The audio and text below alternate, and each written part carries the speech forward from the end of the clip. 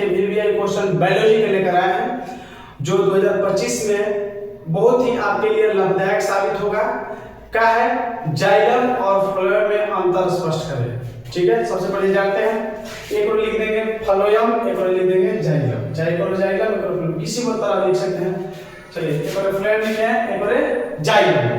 अब कह रहा है कि ये वहनिकाय पत्तियों द्वारा बनाए गए भोजन को पौधों के विभिन्न भागों तक पहुंचाता है।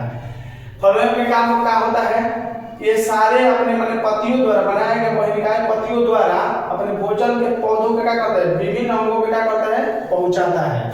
और जाइलम क्या करता है, यह जल और खनिज लवणों को, यह जल और खनिज लवणों को जड़ों से पौधों के सभी ऊपरी भागों तक पहुंचाता है। जाइलम में क्या होता है, ये क्या करता है, जल और खनिज लवण को क्या करता है, पौधे के ऊपरी भाग से यानी कि जड़ यानी नीचे से लेके ऊपरी भाग तक क्या करता है, पहुंचाता है। मान लीजिए कोई पौधा है, मान लीजिए हमारा कोई पौधा है, ध्यान से देखिए, मान लीजिए कोई पौधा है, कोई पौधा है और इसका जड़ यही है, जड़ यहाँ है, और यहाँ से क्या करता है, सारे जल और खनिज को ले जाकर क्या करता है, ऊपर की ओर पहुंचाता है। अब इसमें करें, ये जीवित ऊतक है। फ्लोएम कैसा ऊतक है, जीवित ऊतक है। क्वेश्चन पूछेगा कि फ्लोएम कैसा ऊतक है, जीवित ऊतक है। अब पूछेगा कि जाइलम, कहें कि जाइलम मृत ऊतक होते हैं और जीवित ऊतक भी हो सकते हैं। जाइलम जो है ना, मृत ऊतक भी हो सकते हैं और जीवित ऊतक भी हो सकते हैं। 3 नंबर देखिए, कहें इसमें चालनी नलिकाएं, कोशिकाएं और फ्लोएम मृदुक और फ्लोएम रेशा बनाए जाते हैं। यानी इसमें जो है, इसमें क्या कह रहा है, इसमें ध्यान से देखिए, कह रहा है इसमें चालनी नलिकाएं, कोशिकाएं और फ्लोएम मृदुक और फ्लोएम रेशे पाए जाते हैं। पूछेगा कि फ्लोएम में क्या क्या पाया जाला, तो पहले चालनी नलिकाएं वो पाया जाता है, फिर इसके बाद कोशिकाएं पाया जाला, फिर इसके बाद क्या पाया जाला भैया, तो फ्लोएम मृदुक पाया जाला, फिर इसके बाद फ्लोएम रेशा पाए जाते हैं। अब पूछ रहे हैं कि जाइलम में जाइलम यानी बहिनिकाय और बहिनिकाय जाइलम, मृदुक जाइलम और कोष्ठ रेशे पाए जाते हैं। ठीक, चलिए जब ये क्वेश्चन है स्क्रीनशॉट ले लीजिए। चलिए अगला क्वेश्चन आपको अभी पढ़ाते हैं। 2 नंबर क्वेश्चन है, तब एक हुआ। चलिए आज पूरा अंतर बता देंगे, जितने अंतर हैं जो 2025 में आपका पूछने वाला है, 2025 में क्लास 10th के लिए टोटल अंतर बता देंगे बायो के क्वेश्चन में, टोटल एक भी नहीं छूटेगा। चलिए 2 नंबर क्वेश्चन देखते हैं, क्वेश्चन क्या है। चलिए तो क्वेश्चन दूसरा देखते हैं क्या है, करें कि श्वसन एवं दहन में अंतर स्पष्ट करें। एक और हम लिख दिए हैं श्वसन, एक और हम लिखे हैं श्वसन, एक और लिखे हैं हम दहन। ठीक, अब श्वसन देखिए, श्वसन क्या कर रहा है, 1 नंबर श्वसन लिखेंगे का शरीर के बाहर से ऑक्सीजन को ग्रहण करना, यानी क्या करता है श्वसन, ऑक्सीजन को क्या करता है, बाहर से ग्रहण करता है। ऑक्सीजन को ग्रहण करना यानी कितना ग्रहण करता है, 21%। ऑक्सीजन 21%, ऑक्सीजन कितना करता है ग्रहण, 21%।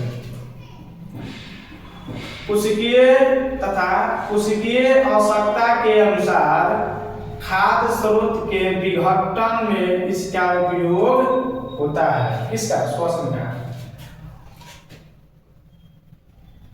और इसमें क्या करें कि जब कोई पदार्थ ऑक्सीजन में जलता है तो वह दहन कहलाता है। बहुत बढ़िया बात कह रहा है कि जब कोई पदार्थ ऑक्सीजन में जलता है उसे क्या कहते हैं, दहन कहते हैं।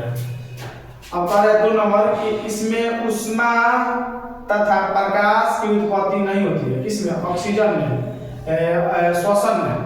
इसमें श्वसन में ऊष्मा तथा प्रकाश की उत्पत्ति नहीं होती है, लेकिन दहन में उस इसमें है ना, दहन इसमें ऊष्मा तथा प्रकाश की उत्पत्ति होती है। किसमें, दहन में। दहन में क्या होती है, ऊष्मा तथा प्रकाश की उत्पत्ति होती है। अगला कह रहा है कि जब सांस लेते हैं, जब हम सांस लेते हैं तो नाइट्रोजन यानी N2 78%, ऑक्सीजन 21%, कार्बन डाइऑक्साइड 0.03%। अब कह रहा है कि दहन में कोई पदार्थ जलता है तो कम धुआं देता है और ऊष्मा यानी कि प्रकाश अधिक दे तो उसे अच्छा दहन ईंधन कहते हैं। अब तो हमको एक समझ में आ गया कि सर जब सांस लेते हैं तो नाइट्रोजन 78% ठीक है, ऑक्सीजन 21% ठीक है, और CO2 कार्बन डाइऑक्साइड 0.03% ये भी ठीक है। सर सांस लेते हैं, और जब सर सांस छोड़ते हैं तो कौन की तरह छोड़ते हैं, ध्यान से देखिएगा। सांस जब छोड़ते हैं हम तो कितना परसेंट होता है, जब हम नाइट्रोजन लिए हैं 78% इस छोड़ देते हैं इसको 78% जो भी है जो। अब ऑक्सीजन की बात हो गया, ऑक्सीजन जब 21% लिए हैं तो छोड़ने के बाद आता है तो कहता है ये पड़ेगा नहीं रुक रुक रुक, तो हम इसे काटेंगे, कितना काट दिया है 70% दिए, 4% काट दिया, 4% लेकर कार्बन डाइऑक्साइड में जोड़ दिया।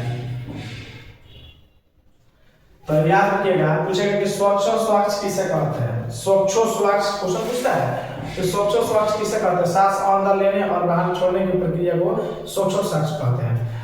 ऑक्सीकरण प्रक्रिया अनऑक्सीकरण ये भी पूछ सकता है, ठीक है।